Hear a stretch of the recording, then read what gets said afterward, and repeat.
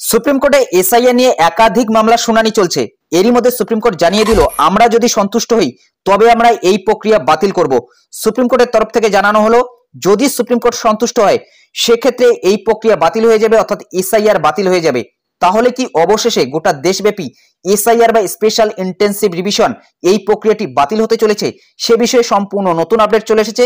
বিস্তারিত তথ্য জানার জন্য ভিডিওটি প্রথম থেকে শেষ পর্যন্ত কন্টিনিউ করুন। অন্যদিকে জানা যাচ্ছে, সব রাজ্যের পরিস্থিতি এক নয়, বুঝতে হবে। এসআইআর নিয়ে কমিশনকে নোটিশ সুপ্রিম কোর্টের তরফ থেকে কমিশনকে নোটিশ পাঠানো হয়েছে। সেই নোটিশে কি বলা হয়েছে বিস্তারিত তথ্য জানতে পারবেন। ভয় পাচ্ছেন কেন? পশ্চিমবঙ্গ তামিলনাড়ুর এসআইআর মামলায় প্রশ্ন সুপ্রিম কোর্টের, নোটিশ জারি কমিশনকে। কি বলা হয়েছে বিস্তারিত তথ্য জানতে পারবেন। ভিডিওটি প্রথম থেকে শেষ পর্যন্ত কন্টিনিউ করুন। তো ভিডিওটি শুরু করার আগে ছোট্ট একটি রিকোয়েস্ট, ভিডিওটিতে একটি লাইক করে দিন, চ্যানেলে নতুন হলে চ্যানেলটি সাবস্ক্রাইব করে নিয়ে পাশে থাকা বেল আইকনটি প্রেস করে অল নোটিফিকেশনটি অন করে দিন। যদি আপনি ফেসবুক থেকে ভিডিওটি দেখে থাকেন অবশ্যই পেজটি ফলো করতে ভুলবেন না। দেখুন, এই সংক্রান্ত আপডেটে বলা হয়েছে, ভোটার তালিকার বিশেষ নিবিড় সংশোধন, যেটাকে এসআইআর বলা হচ্ছে, মামলায় নির্বাচন কমিশনকে নোটিশ জারি করল সুপ্রিম কোর্ট। তবে একই সঙ্গে আবেদনকারীদের উদ্দেশ্যে শীর্ষ আদালতের প্রশ্ন, এসআইআর নিয়ে আপনারা কেন এত ভয় পাচ্ছেন? মামলাকারীদের পক্ষে জানানো হয়েছে, এসআইআর নিয়ে তাড়াহুড়ো করছে কমিশন। তাদের প্রশ্ন, এত তাড়া কিসের? অর্থাৎ ইতিমধ্যেই কিন্তু নির্বাচন কমিশনকে নোটিশ পাঠানো হয়েছে সুপ্রিম কোর্টের তরফ থেকে। সুপ্রিম কোর্টের তরফ থেকে কি কারণে নোটিশ পাঠানো হলো সে বিষয়ে এখন আমরা বিস্তারিত জেনে নিচ্ছি। দেখুন, বলা হয়েছে, ভোটার তালিকার বিশেষ নিবিড় সংশোধন এসআইআর নিয়ে নির্বাচন কমিশনের সিদ্ধান্তকে চ্যালেঞ্জ করে সুপ্রিম কোর্টে দ্বারস্থ হয়েছিল তামিলনাড়ুর শাসক দল ডিএমকে। পরে পশ্চিমবঙ্গের শাসক দল তৃণমূলও এসআইআর এর যৌক্তিকতা তুলে সুপ্রিম কোর্টে মামলা করে। এছাড়াও কংগ্রেস, সিপিএম এর মতো দলগুলি শীর্ষ আদালতের দ্বারস্থ হয়। মামলাকারীদের একাংশের আবেদন, 1 মাস কেন, এসআইআর প্রক্রিয়ার সময় আরো কিছুটা বাড়িয়ে দেওয়া হোক। আগে এসআইআর নিয়ে সুপ্রিম কোর্টে যে মামলা চলছিল সেই শুনানিতেই ডিএমকে তৃণমূলের আবেদন মঙ্গলবার একসঙ্গে শুনে বিচারপতি সূর্যকান্ত এবং বিচারপতি জয়মাল্য বাগচির বেঞ্চ। মঙ্গলবারের শুনানিতে মামলাকারীদের পক্ষের আইনজীবী কপিল সিব্বল আদালতে বলেন, আগে এসআইআর করতে 3 বছর সময় লাগতো, এখন তারা অর্থাৎ নির্বাচন কমিশন বলছে 1 মাসে শেষ করবে। এতে লক্ষ লক্ষ মানুষের নাম বাদ পড়ার আশঙ্কা থেকেই যাচ্ছে। তিনি আরো বলেন, পশ্চিমবঙ্গের সব জায়গায় 5G বা 4G ইন্টারনেট সংযোগ নেই, সেই সব এলাকায় এসআইআর নথি অনলাইনে আপলোড করার সমস্যা। সিব্বলের সওয়াল, এসআইআর এর পুরো প্রক্রিয়া হবে 4 নভেম্বর থেকে 4 ডিসেম্বর, 1 মাসের মধ্যে শেষ হবে। যাদের নাম বাদ যাবে তাদের কবে নোটিশ জারি করা হবে? বিহারের ক্ষেত্রে যেমন এসআইআর প্রক্রিয়ার মধ্যেই নোটিশ জারি হয়েছে, এখানে তো তা হচ্ছে না। শুধু তাই নয়, 13তম নথি হিসেবে বিহারের এসআইআর এর কথা বলেছে কমিশন। সিব্বলের প্রশ্ন, বিহারের এসআইআর এর সঙ্গে অন্য রাজ্যের এসআইআর এর কি সম্পর্ক?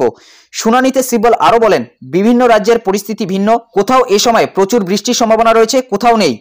এমন অনেক জায়গা আছে যেখানে যোগাযোগের কোনো ব্যবস্থাই নেই। সেখানে এত কম সময়ের মধ্যে বুথ স্তরের আধিকারিকেরা অর্থাৎ বিএলওরা পৌঁছবেন? কি কারণে কমিশন এসআইআর নিয়ে এত তাড়াহুড়ো করছে জানি না।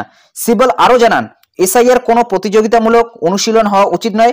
তার কথায়, আমরা দেখছি কমিশন এসআইআর কে প্রতিযোগিতামূলক অনুশীলনে পরিণত করেছে। আমাদের মনে হয় এটা 1 মাসের মধ্যে সম্পন্ন হওয়া সম্ভব নয়। বাংলার অবস্থা আরো খারাপ, অনেক জায়গায় যোগাযোগ ব্যবস্থা ঠিক মতো নেই। বিচারপতি সূর্যকান্ত মামলাকারীদের উদ্দেশ্যে বলেন, আপনারা এই ব্যবস্থাকে এমনভাবে দেখাচ্ছেন যেন প্রথমবার ভোটার তালিকা তৈরি হচ্ছে। আদালতের প্রশ্ন, এসআইআর নিয়ে এত ভয় পাচ্ছেন কেন? ভোটার তালিকা সংশোধনের কাজ কমিশনকে তো করতেই হবে। যদি তারপরে কোনো ত্রুটি থাকে তবে তার ঠিক করা কর্তৃপক্ষের দায়িত্ব। বিচারপতি বাগচি বলেন, তথ্যের নিরাপত্তা খুবই গুরুত্বপূর্ণ। ভোটার তালিকার তথ্য জনসম্মুখে না এনে তা ব্যক্তিগত রাখা উচিত। শেষে বিচারপতি সূর্যকান্তের বেঞ্চ বলে, আমরা নোটিশ জারি করছি, আপনারা অর্থাৎ মামলাকারীরা পাল্টা হলফনামা দাখিল করুন। আমরা যদি সন্তুষ্ট হই তবে আমরা এই প্রক্রিয়া বাতিল করব। অর্থাৎ কমিশনকে নোটিশ পাঠানো হয়েছে, প্রত্যেকটা রাজ্যেরই রিপোর্ট চাওয়া হয়েছে কমিশনের কাছে। পাশাপাশি সুপ্রিম কোর্ট আরো জানায়, শীর্ষ আদালতে শুনানি চলাকালীন এসআইআর নিয়ে কোনো মামলা কোনো হাইকোর্ট শুনতে পারবে না। যদি কারো কিছু বলার থাকে তবে সুপ্রিম কোর্টে এসে বলুন। পরবর্তী শুনানি 26শে নভেম্বর। এবং এই বিষয়টি স্পষ্ট বলা হয়েছে, যদি কারোর কোনো কিছু জানার থাকে সেক্ষেত্রে সুপ্রিম কোর্টে এসে জানান। এই বিষয়টি নিয়ে কিন্তু হাইকোর্টে জানানো যাবে না, হাইকোর্টে এই বিষয়টি নেবে না, এর জন্য সুপ্রিম কোর্টে যেতে হবে। তাছাড়াও মামলাকারীরা হলফনামা দেবে।